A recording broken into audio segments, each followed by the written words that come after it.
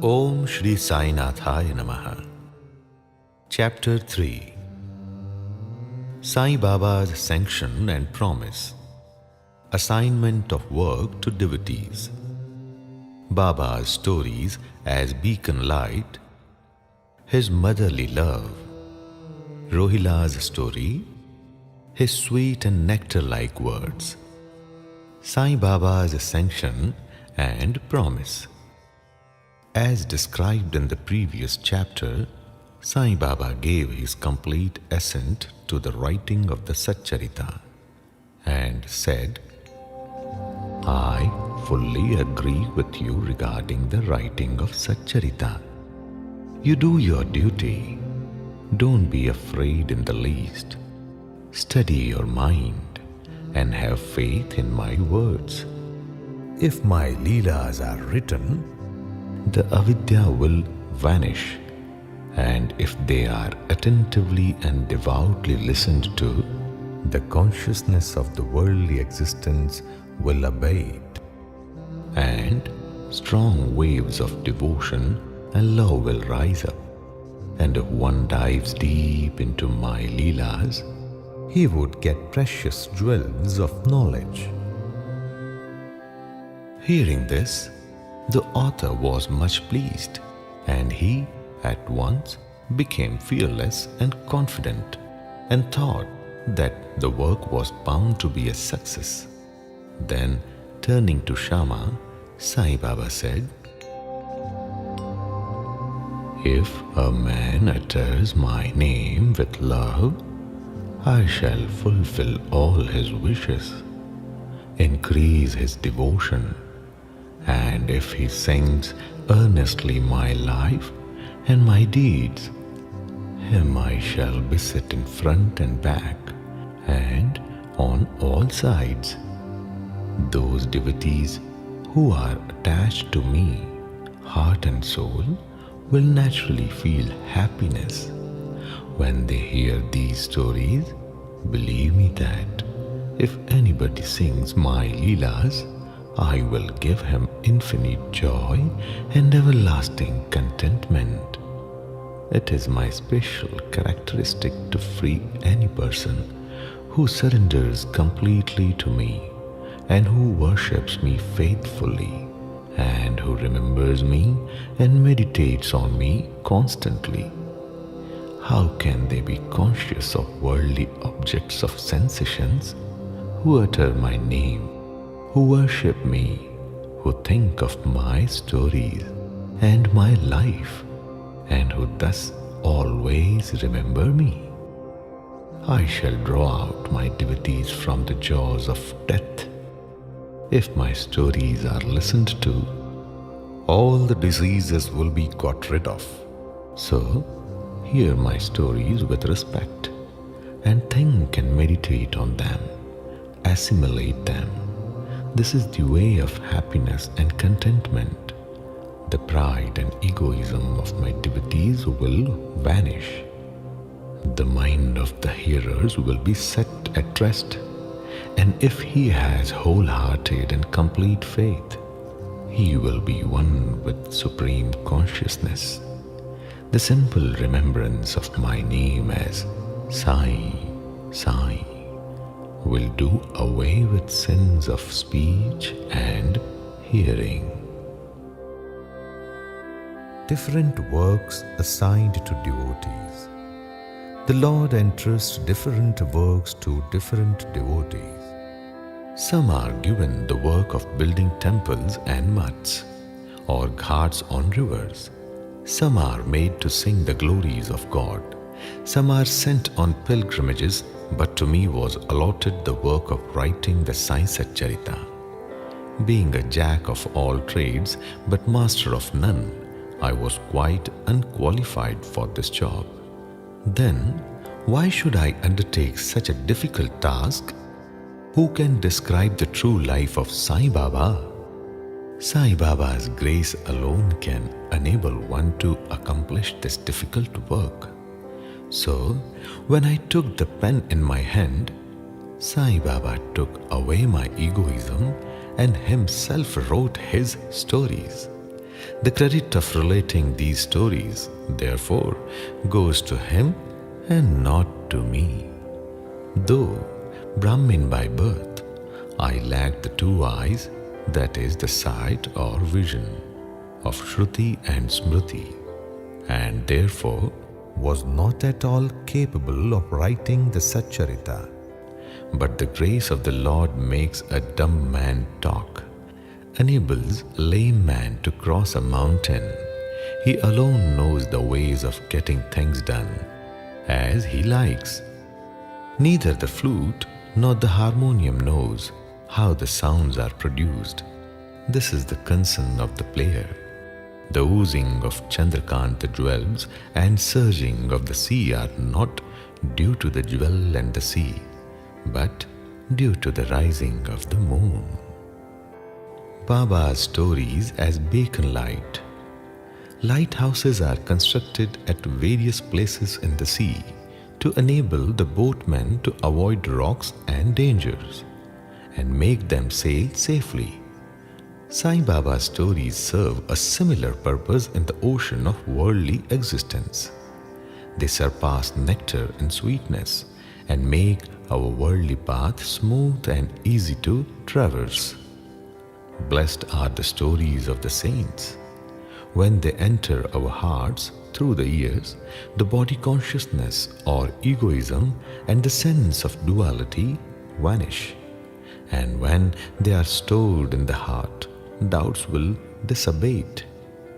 Pride of the body will fall, and wisdom will be stored in the abundance. The description of Baba's pure fame and the hearing of the same with love will destroy the sins of the devotee, and therefore this is the simple sadhana for attaining salvation. The sadhana for Treta age was Samadama, means tranquility of mind and body. For Treta age, sacrifice. For Dwapar worship, and for Kali, means present age, it is singing of the name and glory of the Lord. This last sadhana is open to all the people of the four varnas, like Brahmins, etc. The other sadhanas, like Yoga Tyag, that is, sacrifice. Dhyan means meditation, and Dhyan Dharana means concentration, are very difficult to practice. But singing and hearing the stories and the glory of the Lord Sai Baba is very easy. We have only to turn our attention towards them. The listening to and singing of the stories will remove the attachment to the senses and their objects, and will make the devotees dispassionate, and will ultimately lead them to self-realization. With this end in view, Sai Baba made me write his stories as Sachcharita. The devotees may now easily read and hear these stories of Sai Baba, and while doing so, meditate on him, his form, and thus attain devotion to Guru and God Sai Baba, get dispassion and self-realization. In the preparation and writing of this work, Sachcharita, it is Sai Baba's grace which has accomplished everything, making use of me as a mere instrument. Motherly love of Sai Baba. Everybody knows how a cow loves her infant calf. Her udder is always full, and when the calf wants milk and dashes at the udder, out comes the milk in an unceasing flow. Similarly, a human mother knows the wants of her child beforehand and feeds him at her breast in time. In case of dressing and adorning the child, the mother takes particular care of see that this is well done. The child knows or cares nothing about this, but the mother's joy knows no bound when she sees her child well dressed and adorned. The love of the mother is peculiar, extraordinary, and disinterested. and has no parallel. Sadgurus feel this motherly love towards their disciples. Sai Baba had the same love towards me, and I give an instance of it below. In 1916, I retired from government service. The pension that was settled in my case was not sufficient to maintain my family decently. On Guru Purnima, 15th of Ashad, day of that year, I went to Shirdi with other devotees. There, Mr. Anna Chinchanikar of his own accord prayed to Baba for me as follows. Please look kindly at him. The pension he gets is quite insufficient. His family is growing. Give him some other appointment. Remove his anxiety and make him happy. Baba replied, he will get some other job. But now he should serve me and be happy. His plates will be ever full and never empty. He should turn all his attention towards me and avoid the company of atheists, irreligious and wicked people.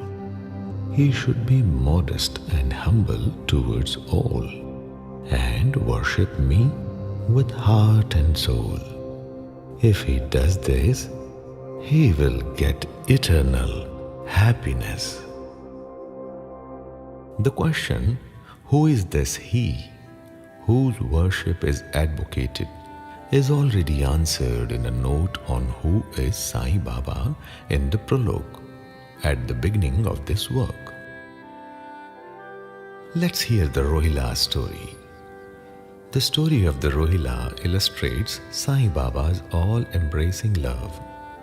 One Rohila, tall and well-built, strong as a bull, came to Shirdi wearing a long kafni, that is robe, and was enamored of the Sai, who stayed there. Day and night he used to recite in a loud and harsh tone at Kalma, that is verses from Holy Quran, and shout, Allahu Akbar. That is, God is great. Most people of Shirdi were working in their fields during the day, and when they returned to their homes at night, they were welcomed with Rohila's harsh cries and shouts. They could get no sleep and felt much trouble and inconvenience. They suffered this nuisance for some days in silence, and when they could stand it no longer, they approached Baba and requested him to check the Rohila and stop the nuisance. Baba did not attend to their complaint. On the contrary, Baba took the villagers to task and asked them to mind their own business. He said to them that the Rohila had got a very bad wife who tried to come in and trouble the Rohila. But hearing the Rohila's prayers, she dared not enter, and they were at peace.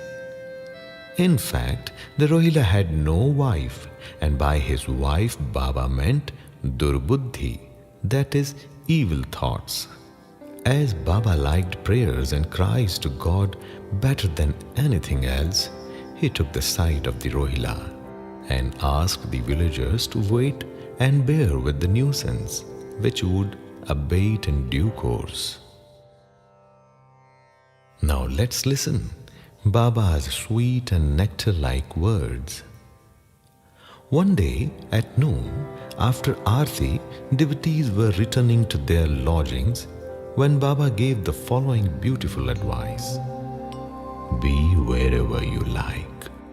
Do whatever you choose. Remember this well, that all what you do is known to me. I am the inner ruler of all, and seated in your hearts, I envelop all the creatures and movable and immovable world. I am the controller, the wire puller of the show of this universe. I am the mother, origin of all beings, the harmony of three gunas, the propeller of all senses, the creator, preserver, and destroyer. Nothing will harm him who turns his attention towards me, but Maya will lash or whip him who forgets me. All the insects, ants, the visible, movable, and immovable world is my body or form. Hearing these beautiful and precious words, I at once decided in my mind to serve no man henceforth but my Guru only. But reply of Baba to Anna Chinchanikar's query, which was really mine, that I would get some job, began to revolve in my mind, and I began to think whether it would come to happen. As future events showed, Baba's words came true, and I got a government job, but that was of short duration. Then I became free and devoted myself solely to the service of my Guru, Sai Baba. Before concluding this chapter, I request the readers to leave out the various hindrances like indolence, sleep, wandering of mind, attachments to senses, etc., and turn their whole and undivided attention to these stories of Sai Baba. Let their love be natural. Let them know the secret of devotion. Let them not exhaust themselves by other sadhanas. Let them stick to this simple remedy, that is, listening to Sai Baba's stories. This will destroy their ignorance and will secure for them salvation. A miser may stay at various places, but he always thinks of his buried treasure.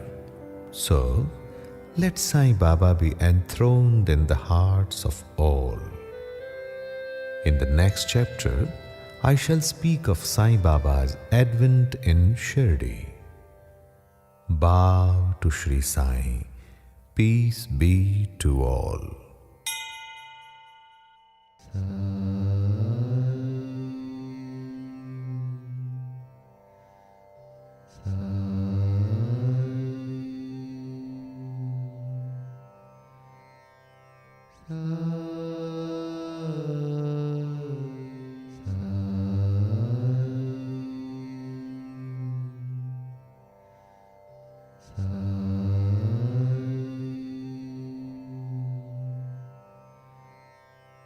Ah